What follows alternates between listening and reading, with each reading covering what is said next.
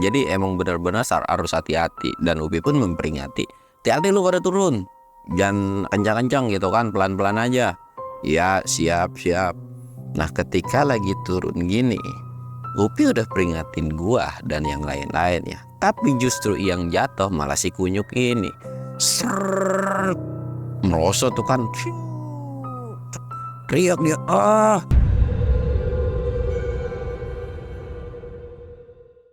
Assalamualaikum warahmatullahi wabarakatuh. Balik lagi di channel Samsul Mister Horror. Dongeng horor gue kali ini gue bakal nyeritain tentang si Upi nih sama gue nih. Karena kalian kan pengalaman lu bosen banget gue tuh ngebacain komen-komen yang pengen banget ceritain pengalaman gue lagi. Tapi buat kalian gue bakal ceritain. Dan buat kalian yang penasaran dengan cerita ini, pokoknya tontonin video ini sampai habis. Dan jangan lupa like, comment, subscribe, dan share video gue ke banyak orang. Dan buat kalian yang mau ikutan open trip, kalian bisa kunjungi Instagram gue di bawah sini. Dan buat kalian yang mau lihat video vlog gue juga, kalian bisa lihat di bawah sini.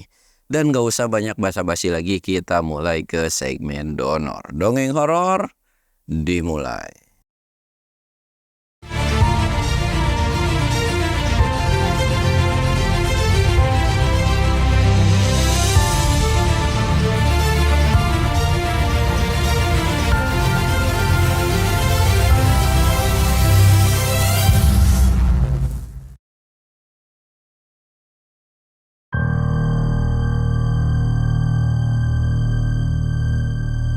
Oke cuy, sebelum masuk ke ceritanya kita ngopi dulu sama sebat nih. Es sekarang. Walaupun warnanya udah pudar gitu kan, tapi enak cuy, dingin. Karena di sini lagi panas banget gitu kan.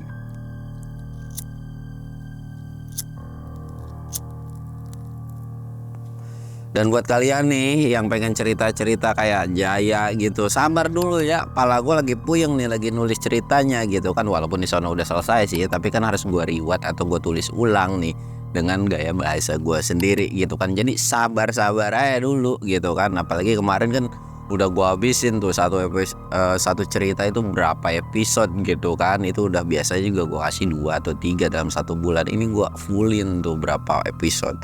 Jadi sabar dulu, otak gue puyeng. Nanti kalau penghasilan gue udah banyak tuh, baru gue bisa nih gaji karyawan lagi buat nge-rewrite lagi gitu kan. Jadi sekarang santai dulu kawan gitu.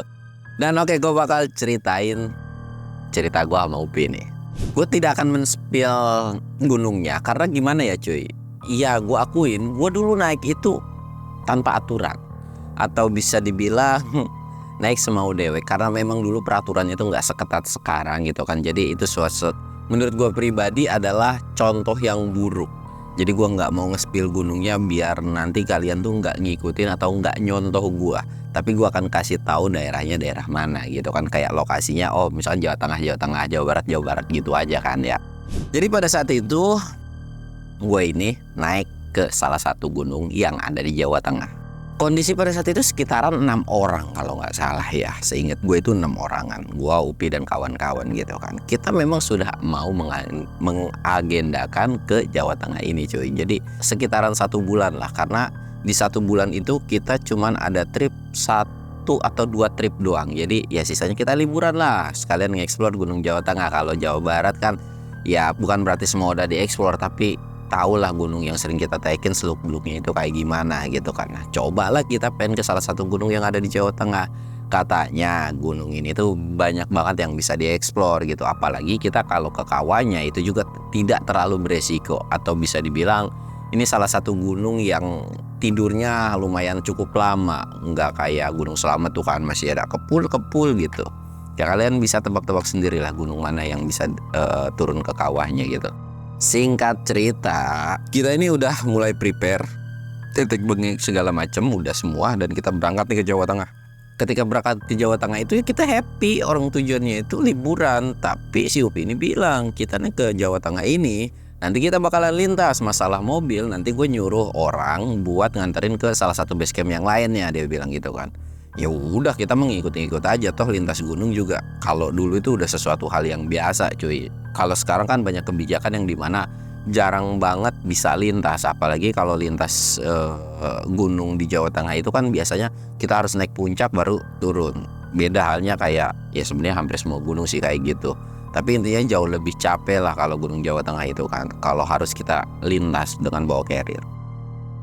Dari situ kita udah sampai base camp, kita juga udah setuju dan sepakat. Singkat cerita kita udah rembukan juga nih kalau kita bakalan trekking ya paling jam 10 jam 11-an lah gitu kan, karena nggak mau pagi-pagi juga. Dan pada saat itu pun ada beberapa pendaki lain, nggak dibilang rame, nggak dibilang sepi juga nggak. Dan kondisi pada saat itu juga kita naik di weekday. Singkat cerita kita mulai trekking itu jam 10-an.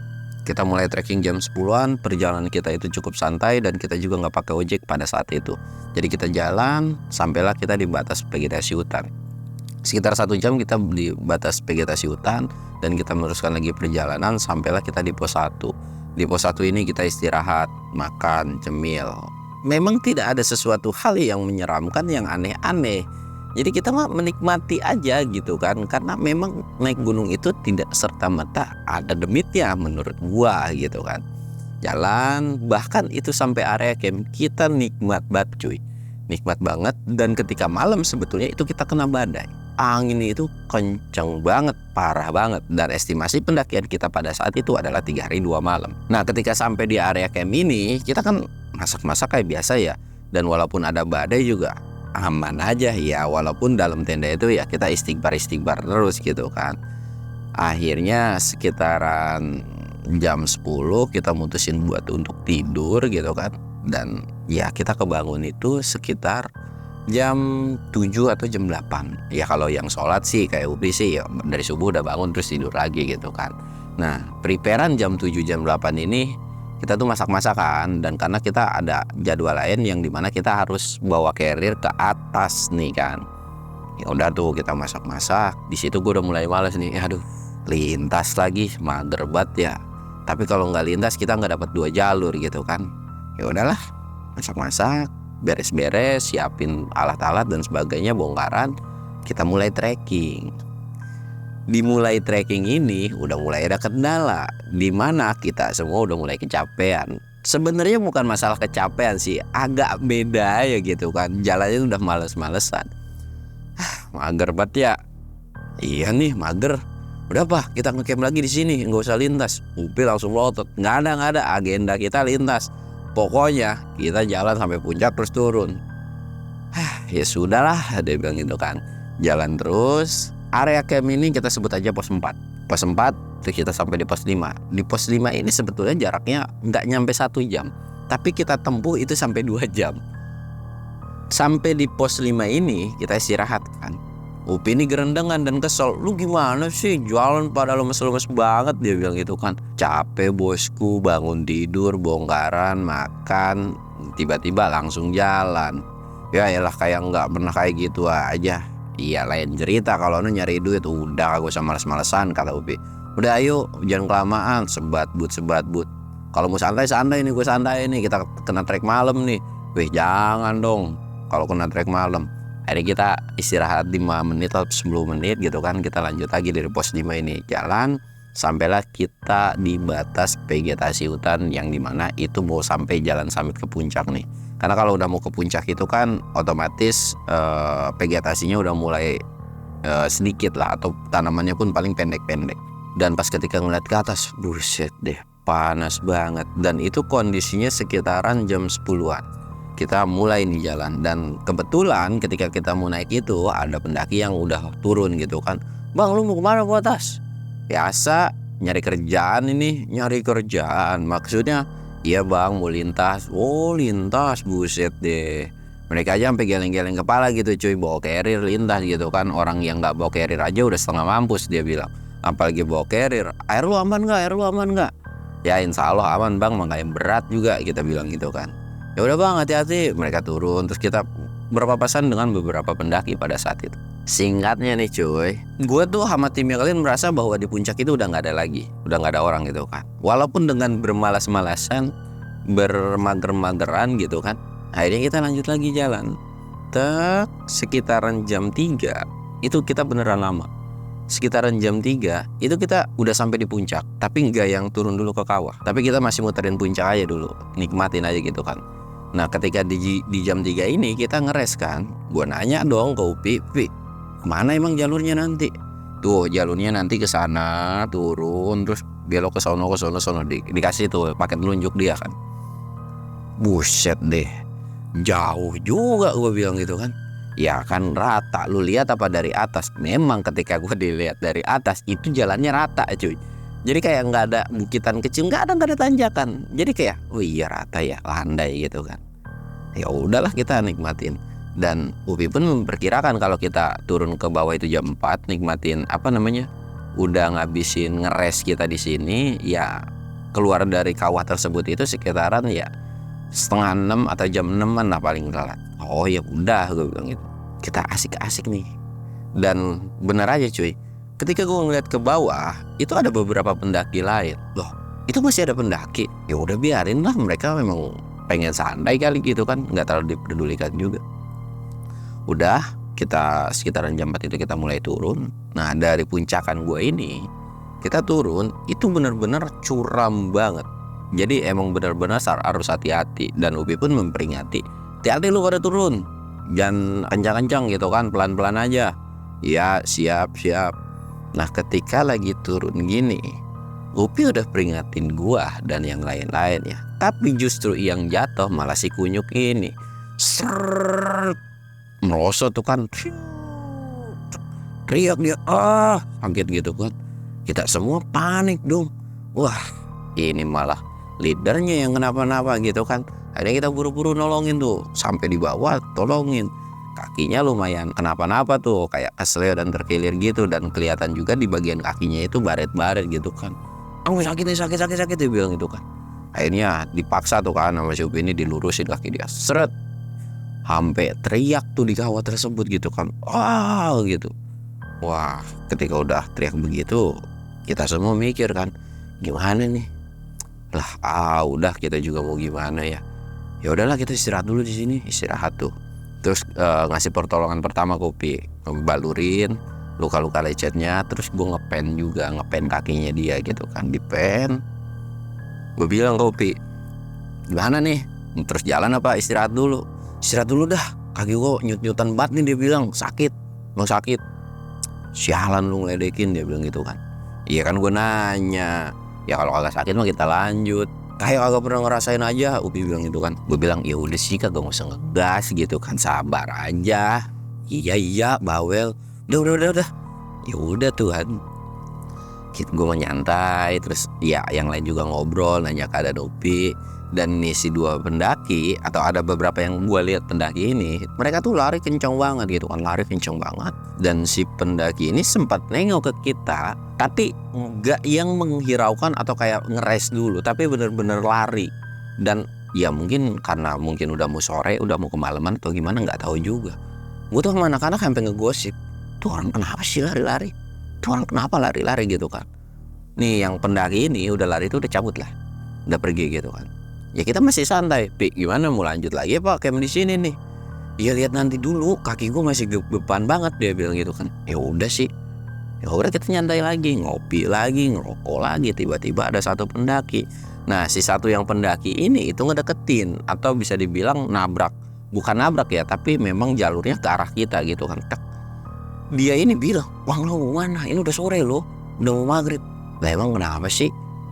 Wah Bang, mendingan lu cabut dah, lu ngapain sih bawa carrier ke sini? Gue mau lintas, gue bilang gitu kan. Wah mendingan lu urungin dah. Kenapa gitu kan. Si pendaki ini bilang bahwa di kawah itu ada satu orang, entah siapa pokoknya, dan itu bawa parang ngejar-ngejar kita. Bahkan tadi ada beberapa pendaki juga yang dikejar-kejar juga. Lah bawa parang ngejar-ngejar maksudnya gimana nih? Pokoknya gue kagak ngerti dah. Lu kalau nggak percaya, lu cek sendiri ke sono, dia bilang gitu kan. Udah Bang ya gue pamit ya Bang, hati-hati aja lu.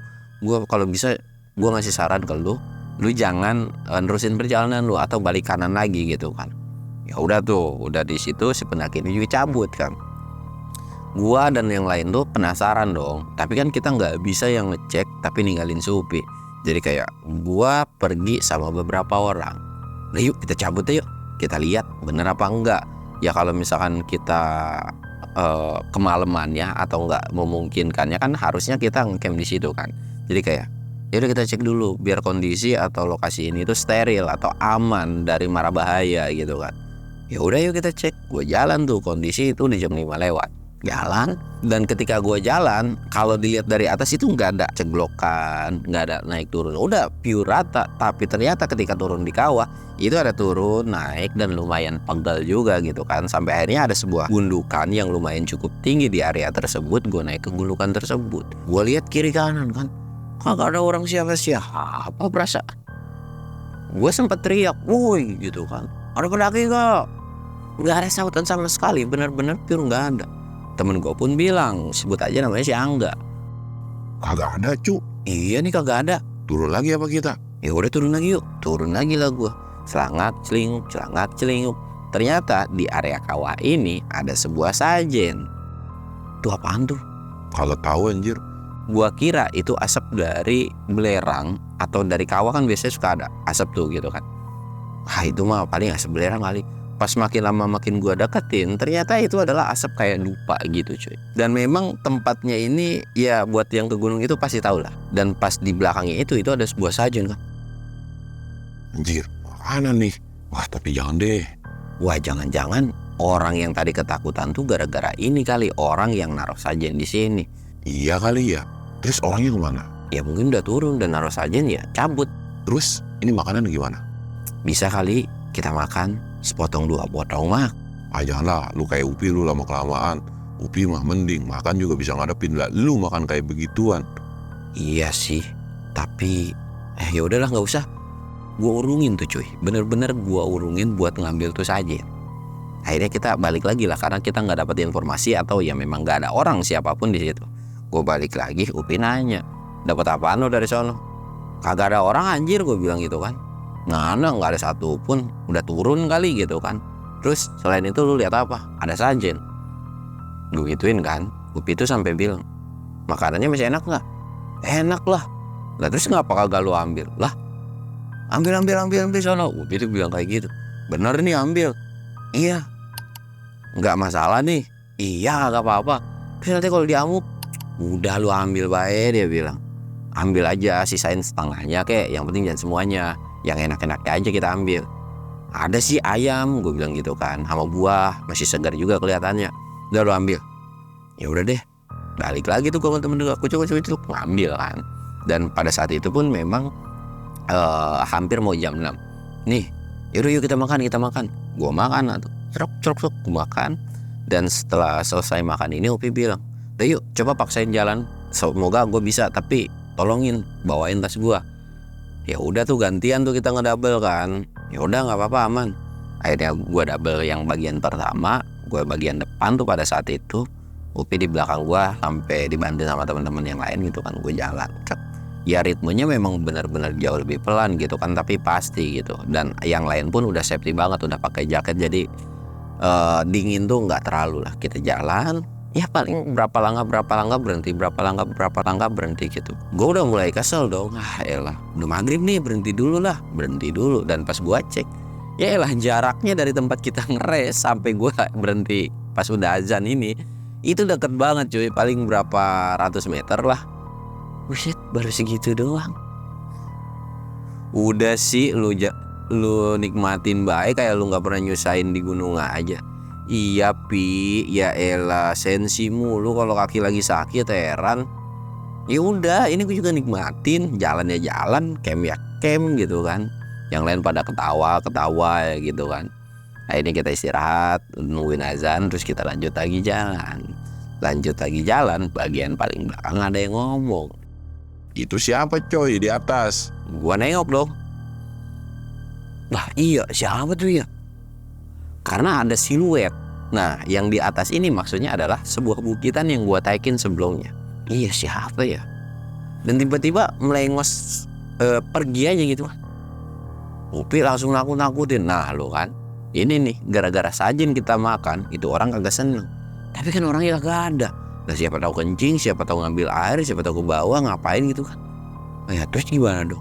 Ya udah biarin aja lah kata Upi. Udah kita mau santai-santai aja. Jalan lagi. terus jalan tanpa gua sadar pada saat itu Upi ini nyuruh berhenti. Udah berhenti, berhenti dong. Gua belum ngeh sama temen gua pun. Gua berhenti. Upi ini sampai bilang, "Dah kita ngedirin tenda di sini deh. Nggak usah jauh-jauh, kayaknya gue nggak bakalan kuat deh. Nanti malam gue coba urut-urutin sendiri. Nanti juga gue nyuruh bocah tuh yang ngerti ngurut gitu kan. Karena memang di kelompok kita ini ada yang ngerti tentang pengurutan gitu. Jadi lengkap lah tim pada saat itu kan. Diurutin dulu siapa tahu nanti membaik." Ya udah. Dan pas gue mau ngedirin tenda, muka gue ini itu ke satu bagian atau satu tempat yang dimana itu adalah tempat sajen tadi. Gue bilang ke si Angga dong, "Gak, itu apaan gak?" Wah, si Angga menepuk jidat. "Kenapa kita camp di sini ya?" Wah, jangan-jangan Supi udah tahu nih tempatnya di sini. Ya, nyari penyakit emang tuh bocah. Urusannya mah emang kita kagak boleh tidur nih malam ini, kata si Angga itu kan. Ya mau gimana lagi? Ya udahlah kita ngedirin tenda, gimana suhunya aja gue bilang gitu kan. Gimana pentolannya aja. Ya udah ngedirin tenda, cek udah jadi kan. Dia bilang, "Udah masak lah, masak." Masak tuh gue tuh masak.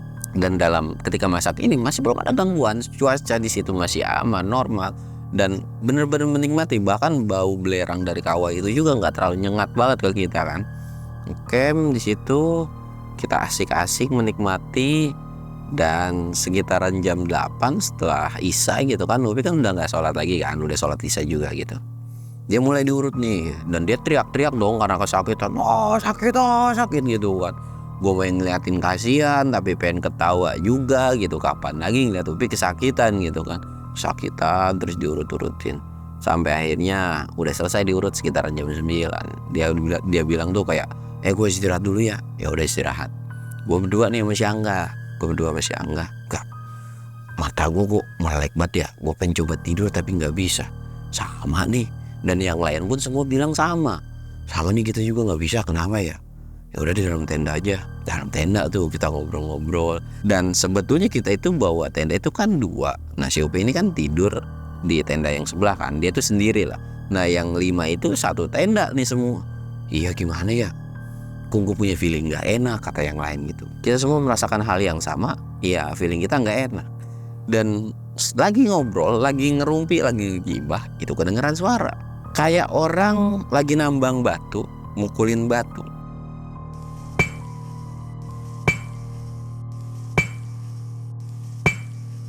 Kita berlima cuman saling tatap-tatapan. Gue langsung ngomong dong, "Udah mulai ini. Tek, coba lu cek. Gila aja lu malam-malam ngecek." Ya udah, coba aja dulu cek. Ya mau nggak mau kan gue cek, karena memang di area situ nggak ada tuh kan, nggak ada, aman, jauh kali. Ya udahlah, ngobrol lagi, dan suaranya bukan sekali, bukan satu orang. Kalau yang awal kan cuma satu tek gitu kan. Nah sekarang itu ada tembalannya tek. Wah, itu udah mulai merinding tuh. Kok makin lama suaranya makin banyak nih. Gimana ya? Kalau misalkan tidur gua ngeri. Dan kita semua ingat dengan obrolan atau ucapan dari pendaki yang sebelumnya, bahwa ada orang bawa parang gitu kan. Wah udah gak beres nih. Udah kita ngeronda aja dah. Udah kita diem di sini. Nah pas lagi diem di dalam tenda itu, ada satu teman itu yang bilang bahwa kelihatan sebuah siluet dari luar. Orang tuh di luar. Kita panik dong, takut ada orang yang bawa parang gitu. Kan bukan sulap, bukan sihir gitu coy. Tiba-tiba dari luar langsung sak gitu kan. Ya walaupun gak tahu siapa yang kena gitu kan, tapi kan kita buat jaga-jaga. Dan kita semua langsung buru-buru keluar tuh, ngecek, gak ada. Kita berlima itu benar-benar nyenterin sekitar, dan itu gak kelihatan sama sekali.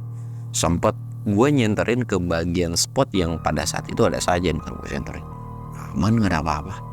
Bahkan kita berlima itu ngecek di area spot itu tuh kayak ada cekungan kecil, dan emang gak ada apa-apa, gak ada manusia, gak ada orang, gak ada apa-apa. Kita sempet ngecek ada satu center yang memang terang banget, jaraknya lumayan cukup jauh, kita senterin, gak ada apapun. Kondisi pada saat itu pun gak turun kabut. Cuaca normal, cerah, bintang banyak banget. nggak ada apa-apa nih. Dan suara ketek-ketek itu tapi masih tetap ada ya. Udah gimana kalau kita di luar aja, biar kita juga nggak parno, nggak ketakutan juga. Ya udahlah, dia bilang gitu kan. Semua tuh. Nah, kondisi ketika kita semua udah di luar, senter itu cuman dinyalain satu. Jadi nggak boleh boros gitu kan. Yang nyalain satu taruh di tengah buat lampu kita gitu kan. Lagi ngobrol asik. Udah mulai nggak terlalu yang namanya ngingat lagi kejadian yang barusan. Temen gue bilang, kok gue ada yang bisik-bisik. Bisik-bisik apaan sih? Ya nggak tahu, ada yang bisik-bisik aja. Ya apaan? Nggak tahu dah. Ya udah sih, nggak usah bahas-bahas setan. Udahlah kita asik nikmatin aja. Kalau yang udah ada yang ngantuk bilang aja, nggak apa-apa, langsung lanjut tidur tuh di tenda sebelah ngopi. Ya siap, dia bilang gitu. Tapi mata kita semua benar-benar nggak ada yang namanya ngantuk sama sekali pada saat itu. Benar-benar melek aja. Ada satu orang yang nyoba buat tidur, dia tuh kayak gelisah ujung-ujungnya. Jadi kayak langsung lagi keluar lagi gitu kan. Sedangkan Upi itu tidurnya sampai ngorok gitu kan. Buset, itu bisa-bisanya dia tidur ngorok lah, kalau kita malah parno dan ketakutan. Emang udah susah sama itu manusia gitu kan. Udah akhirnya kita ngobrol-ngobrol lagi. Muncul lah sekarang siluet itu muncul lagi cuy, atau bayangan kayak ada orang. Dan itu kayak lagi merhatiin kita. Memang nggak kelihatan mata merah atau gimana, tapi kelihatan. Dan ketika disenterin, siluet itu langsung tiba-tiba hilang gitu aja kan. Wah, udah mulai parno semua nih, udah mulai ketakutan. Karena kita bukan takut sama demit. Iya, takut sama demit iya, tapi lebih takut ke manusia yang dimana itu ancamannya jauh lebih berbahaya gitu kan. Apalagi dapat laporan yang dimana mereka bawa parang. Lah kita beneran takut pada saat itu. Takutnya dijadiin tumbal lah di kawah gitu kan, atau diapain lah. Kita tuh bener-bener jaga-jaga. Akhirnya gue minta ke anak-anak buat, ya udahlah gini, pokoknya kita muter-muter dulu deh. Ada spot yang dimana pada saat itu kan spotnya nggak yang rata ya, tapi bergelombang. Ya udah kita muter dulu keliling. Lu ke sono, lu ke sono, lu ke sono, lu ke sono.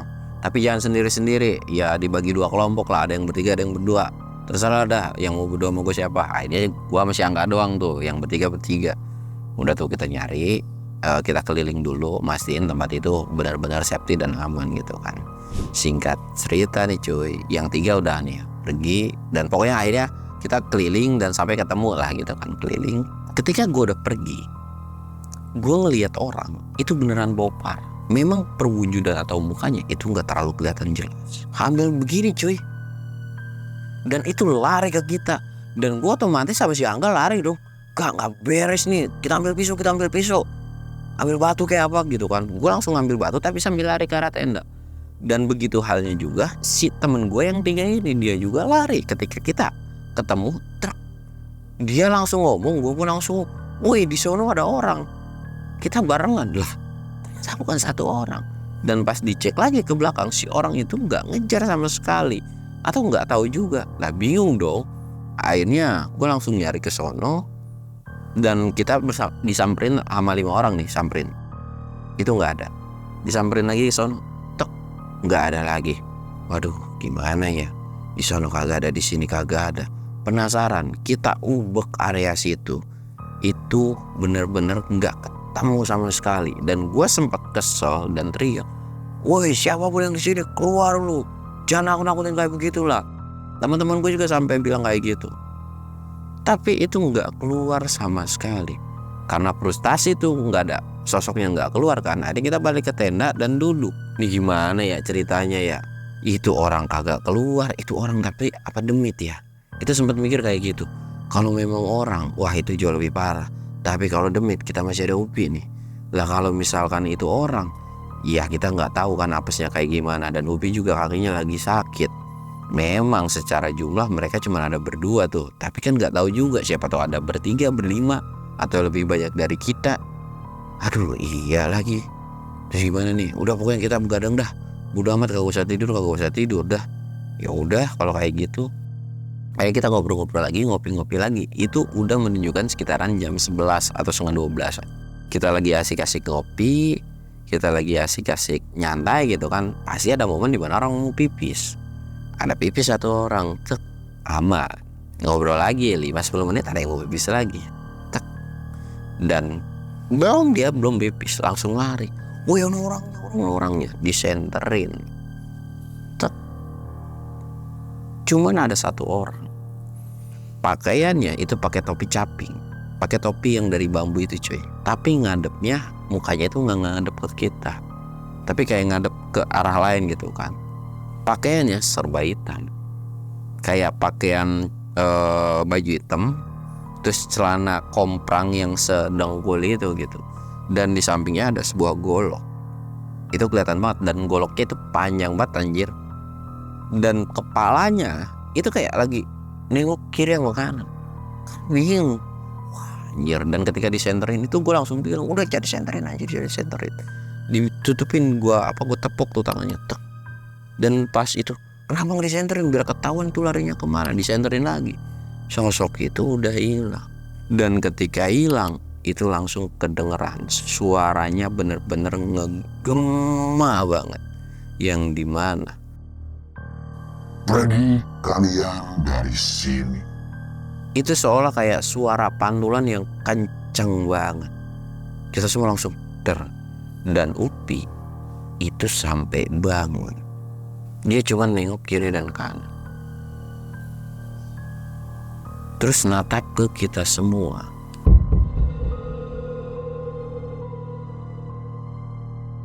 Cerita ini bakal gue lanjut di part 2-nya. Gue Samsul undur diri. Assalamualaikum warahmatullahi wabarakatuh.